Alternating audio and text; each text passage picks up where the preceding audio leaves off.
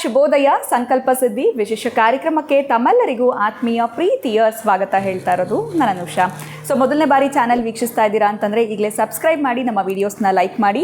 ಜೀವನದಲ್ಲಿ ಆಗ್ತಾ ಇರುವಂಥ ಅನೇಕ ರೀತಿಯಾಗಿರುವಂಥ ಸಮಸ್ಯೆಗಳು, ತೊಂದರೆಗಳು, ಕಷ್ಟಗಳು ಇವೆಲ್ಲವೂ ಕೂಡ ನಿವಾರಣೆ ಆಗಬೇಕು ಅಂತಂದರೆ ಒಂದೇ ಒಂದು ಸುಲಭವಾಗಿರುವಂಥ ಮಾರ್ಗ, ಅಕ್ಷಯ ವೃಕ್ಷವನ್ನು ಭಕ್ತಿಯಿಂದ ಶ್ರದ್ಧೆಯಿಂದ ನೀವು ಬರ್ಮಾಡ್ಕೊಳ್ಬೇಕಾಗತ್ತೆ. ಇದ್ರ ಬಗ್ಗೆ ತಮಗೆ ಹೆಚ್ಚಿನ ಮಾಹಿತಿ ಬೇಕು ಅಂದರೆ ಸಂಖ್ಯೆಗಳು ಸ್ಕ್ರೀನ್ ಮೇಲೆ ಬರ್ತಾ ಇದೆ, ಕರೆ ಮಾಡಿ ಮಾಹಿತಿಯನ್ನು ಪಡ್ಕೊಳ್ಬೋದು. ಇನ್ನು ಪ್ರತಿಯೊಂದು ವಿಡಿಯೋಸಲ್ಲಿ ಕೂಡ ನಮಗೆ ಅನೇಕ ವಿಚಾರಗಳ ಬಗ್ಗೆ ಮಾಹಿತಿ, ಮಾರ್ಗದರ್ಶನ, ಇನ್ನು ಪ್ರತಿಯೊಂದು ರೆಮಿಡೀಸ್ನ ತಿಳಿಸ್ಕೊಡೋದಕ್ಕೆ ಕಾರ್ಯಕ್ರಮದಲ್ಲಿ ನಮ್ಮ ಜೊತೆಲಿದ್ದಾರೆ ಸ್ಪಿರಿಚುವಲ್ ಗುರು ಡಾಕ್ಟರ್ ವಿಷ್ಣುದತ್ತ ಗುರುಜಿಯವರು. ಗುರುಜಿಯವ್ರನ್ನ ಕಾರ್ಯಕ್ರಮಕ್ಕೆ ಸ್ವಾಗತಿಸೋಣ. ನಮಸ್ತೆ ಗುರುಗಳೇ, ಕಾರ್ಯಕ್ರಮಕ್ಕೆ ಭಕ್ತಿಯ ಸ್ವಾಗತ. ಗುರುಗಳೇ, ಎಲ್ಲೋ ಒಂದು ಕಡೆ ಈ ಸಾಲದ ಸುಳಿಯಲ್ಲಿ ಸಾಕಷ್ಟು ಜನ ಸಿಕ್ಕಾಕೊಂಡಿರ್ತಾರೆ. ಈ ಮಂತ್ ತೊಗೊಂಡ್ಬಿಟ್ರೆ ಸ್ಯಾಲ್ರಿ ಬಂದ ತಕ್ಷಣ ನೆಕ್ಸ್ಟ್ ಮಂತ್ ಕೊಟ್ಬಿಡ್ತೀನಿ ಅಂತ, ಅಥವಾ ಇನ್ನೆಲ್ಲೋ ಒಂದು ಬಡ್ಡಿ ಅಮೌಂಟ್ ಬರುತ್ತೆ ಅಲ್ಲಿ ಅಡ್ಜಸ್ಟ್ ಮಾಡ್ಕೊಡ್ತೀನಿ ಅಂತ, ಇದೇ ರೀತಿ ಸಾಲವನ್ನು ಜಾಸ್ತಿ ಮಾಡ್ಕೊಂಡ್ಬಿಟ್ಟಿರ್ತಾರೆ, ತೀರ್ಸೋದಕ್ಕೆ ಆಗ್ತಾ ಇರೋದಿಲ್ಲ ಅಂತ ಹೇಳ್ಬೋದು. ಯಾಕೆ ಈ ರೀತಿ ಒಂದು ಸಮಸ್ಯೆಯಲ್ಲಿ ಸ್ಟ್ರಕ್ ಆಗ್ತಾರೆ? ನಾನು ಮುಂಚೆ ಎಲ್ಲ ತೊಗೊಂಡಾಗ ಕರೆಕ್ಟಾಗಿ ನಾನು ಪೇ ಮಾಡಿಬಿಟ್ಟಿದ್ದೀನಿ, ಬಟ್ ಇವಾಗ ನನ್ನ ಕೈಲಿ ಆಗ್ತಾ ಇಲ್ಲ, ಇಲ್ಲಿ ಬಂದ ತಕ್ಷಣ ಇನ್ನೆಲ್ಲೋ ಹೊಟ್ಟೋಗುತ್ತೆ, ಅಥವಾ ಬರೋದೇ ಇಲ್ಲ, ಅದು ಹಾಗಾಗಿ ಕಟ್ ಆಗಿಬಿಡುತ್ತೆ. ಈಗ ಆನ್ಲೈನ್ ಟ್ರಾನ್ಸಾಕ್ಷನ್ಸ್ ಇರೋದ್ರಿಂದ ಈ ರೀತಿ ಸಮಸ್ಯೆಯಲ್ಲಿ ಸಿಗಾಕೊಳ್ತಿದ್ದಾರೆ. ಸೊ ಸಾಲ ತೊಗೊಳ್ಳುವಾಗ ತೀರಿಸೋಷ್ಟು ಕಾನ್ಫಿಡೆನ್ಸ್ ಇರುತ್ತೆ, ಬಟ್ ತೊಗೊಂಡ್ಮೇಲೆ ತೀರ್ಸೋಕ್ಕಾಗ್ತಾ ಇರೋದಿಲ್ಲ. ಸೊ ಎಲ್ಲಿ ಎಡುತ್ತೀವಿ ಅನ್ನೋದು ಗೊತ್ತಾಗ್ತಿಲ್ಲ, ಏನು ಮಿಸ್ಟೇಕ್ ಮಾಡ್ತಾ ಇದ್ದೀವಿ, ಏನು ಸರಿಪಡಿಸ್ಕೊಳ್ಬೇಕಾಗತ್ತೆ, ದಯವಿಟ್ಟು ತಿಳಿಸ್ಕೊಡಿ. ಓಂ ವಿಶ್ವಸ್ಮಯ ನಮಃ. ಪ್ರೀತಿಯ ಬಂಧುಗಳೇ, ನಿಜ ಇದು ನೀವು ಕೇಳುವಂಥ ಪ್ರಶ್ನೆ ಏನು ಅಂತಂದರೆ, ಪಾಪ ತೆಗೆದುಕೊಂಡವನಿಗೂ ಕೂಡ ಕೊಡಬೇಕು ಅಂತ ಇರುತ್ತೆ, ಆದರೆ ಅವನ ಸುತ್ತ ತೆಗೆದುಕೊಂಡಾಗ ಎಷ್ಟು ಸಮಸ್ಯೆಗಳಿದ್ದು ಹೋಗ್ತಾ ಇನ್ನೂ ಜಾಸ್ತಿ ಆಗೋದು.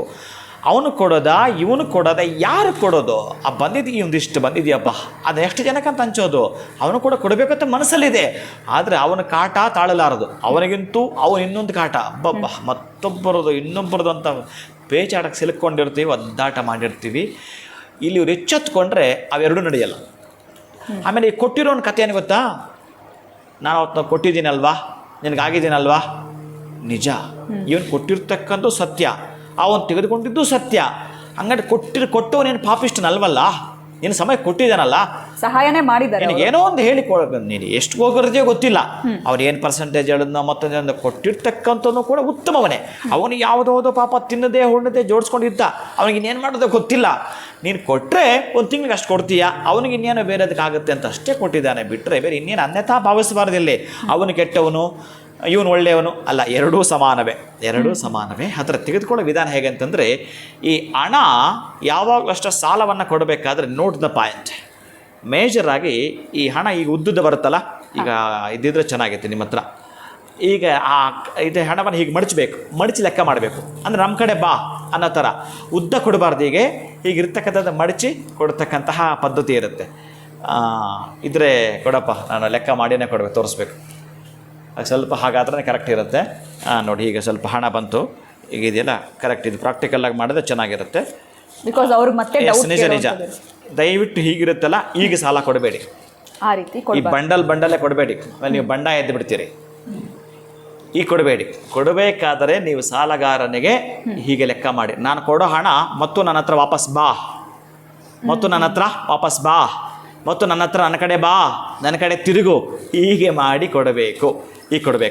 ಈ ಅಗ್ರಭಾಗ ಅಂತ ಕರೀತಾರೆ ಇದನ್ನು. ಈ ಅಗ್ರಭಾಗ ನಮ್ಮ ಕಡೆ ಇರಬೇಕು. ಪ್ರೀತಿಯ ಬಂಧುಗಳೇ, ಇದು ಬಹಳ ಮುಖ್ಯ. ಬೇಕಾದ್ರೆ ಪರೀಕ್ಷೆ ಮಾಡಿ ನೋಡಿ, ಕೊಡುವವ ತೆಗೆದುಕೊಳ್ಳುವವ. ಇವನು ಕೊಡ್ತಾನಲ್ಲ, ಒಂದು ನಿಮಿಷ ಕೂತ್ಕೋ, ಅವನಿಗೇನಾದರೂ ತಿಂಡಿ ಕೊಡಬೇಕು, ಸಿಹಿ ಏನೋ ಸ್ವೀಟ್, ಒಂದು ಸ್ವೀಟ್, ಕನಿಷ್ಠ ಪಕ್ಷ ಸಕ್ಕರೆ ಆದರೂ ಕೊಡಬೇಕು ಅವನಿಗೆ.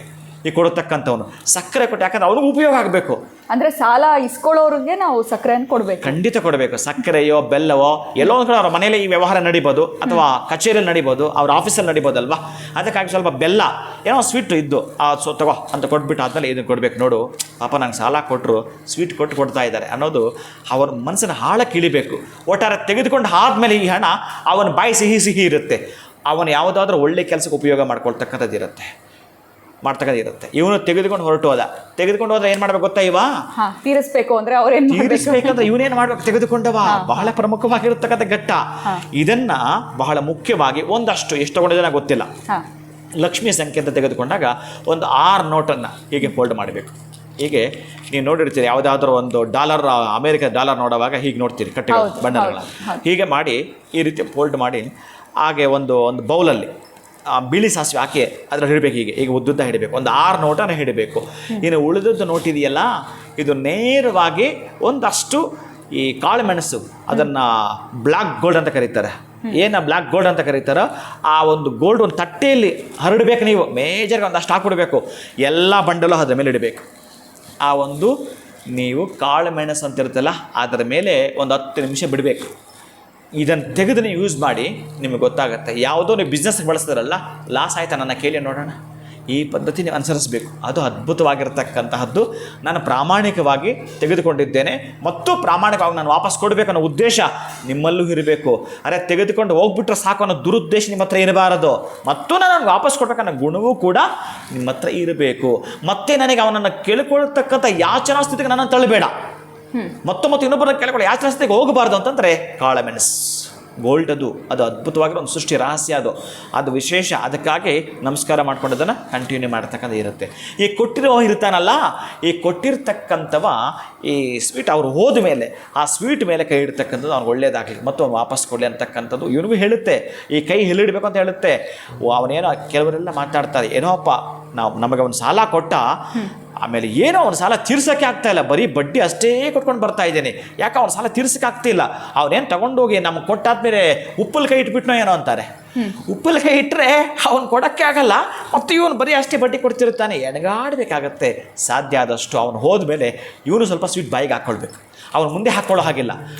ಹಾಕ್ಕೊಳ್ತಕ್ಕಂಥದ್ದಾದರೆ ಖಂಡಿತ ಕಟ್ಟಿಟ್ಟ ಬುತ್ತಿ ಕೊಡುವವಳು ಕೂಡ ಶ್ರೇಯಸ್ಕರ, ಪಡೆದುಕೊಂಡು ಕೂಡ ಮತ್ತಷ್ಟು ಅಭಿರುಚಿಕರ. ಇದನ್ನು ಮಾಡಿಕೊಂಡೇ ಸಾಲವನ್ನು ತೀರಿಸ್ಕೊಂಡು ಆಚೆ ಬರ್ತಾನೆ. ಖಂಡಿತ ಗುರುಗಳೇ, ತುಂಬ ಚೆನ್ನಾಗಿತ್ತು ಇವತ್ತು ತಿಳಿಸಿದಂಥ ರೆಮಿಡಿ. ಬಿಕಾಸ್ ಇಲ್ಲಿ ಸಾಲ ತಗೊಳ್ಳೋರಾಗಿರ್ಬೋದು, ಸಾಲ ಕೊಡೋರಾಗಿರ್ಬೋದು, ಇಬ್ರಿಗೂ ಒಳ್ಳೇದಾಗಬೇಕು ಅನ್ನೋ ಒಂದು ಉದ್ದೇಶ, ಇಬ್ರಿಗೂ ಪರಿಹಾರವನ್ನು ತಿಳಿಸ್ಕೊಟ್ಟಿದ್ದೀರಾ. ಧನ್ಯವಾದಗಳು ತಮಗೆ. ನಮಸ್ಕಾರ. ಹರೇ ಶ್ರೀನಿವಾಸ. ಎಷ್ಟು ಚೆನ್ನಾಗಿತ್ತಲ್ವಾ ಗುರುಗಳು ಇವತ್ತು ತಿಳಿಸಿದಂಥದ್ದು.